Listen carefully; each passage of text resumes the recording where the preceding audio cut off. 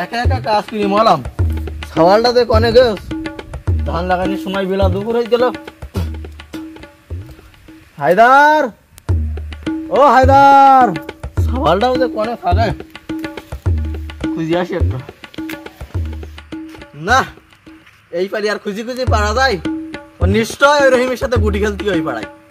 সব মানুষ ধান লাগাই ফেললু, মলমের মতন কাদা, সুজির মতন কাদা, যাবানি শুকুই। এই সুযোগ কি হাতছাড়া করা যায়? অনেকে মরলু সে। এখন ধান লাগানোর সময় বাড়ি থাক, ধানটা লাগাই খেলা করতে যা, তা না, ও খেলা করতে গেছে আগে। হায়দার, ও হায়দার, জান আমি আমার খাটাস বাপের চেয়ে তোমারে অনেক ভালোবাসি, একটা কিস দাও। দাও না, একটা দাও, তোমার কিস আমার খুব ভালো লাগে, একটা দাও। চাও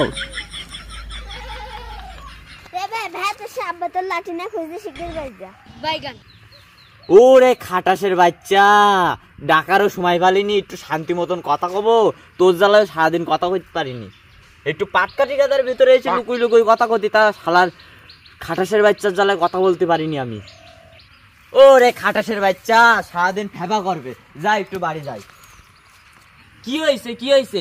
বাড়ি সারাদিন শুই থাকি, তখন তো খোঁজ নাও না, এখন বাইরে জরুরি কাজে গেছ, তাও ফেবা করতে চাও।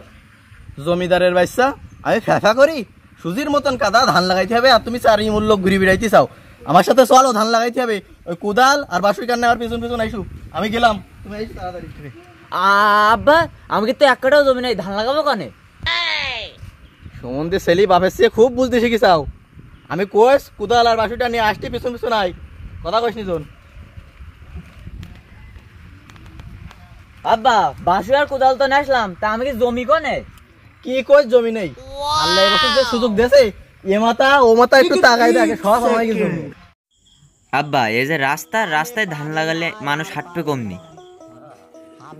খোকা বাসুইটা ঠিক করে নে, আমি চারি সাইডে একটা আইল দিনি।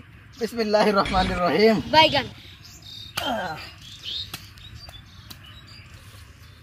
আব্বা বাসু ঠিক করা হয়ে গেছে। এ বাসুই লাগা, বাসুই ধরি টান, আমি উঠছি উপরে। উঠ, নে নে নে, তাড়াতাড়ি নে, ওদিক জোরে আজান দিবেন, তাড়াতাড়ি যা, সামনে যা, আমি উঠলাম।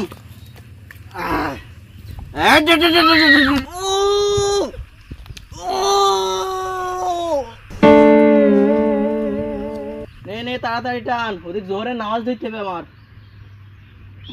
ও চাচা, বাপ বিটা আমি কি সব শুরু করতে হবে রাস্তাঘাটে?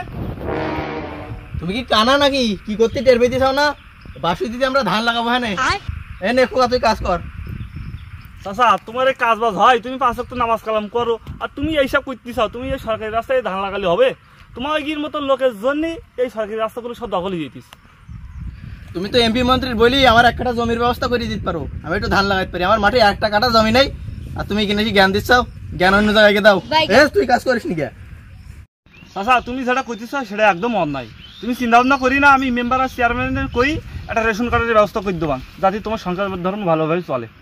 রেশন তো তোমরা আমায় কিন্তু দেবা না, দুবা সব যত বড় লোক আস নেতা গোতা তাই কিন্তু দেবা, আমি অত কিছু শুনবো না, আমি কিন্তু ধান লাগাবো এখন।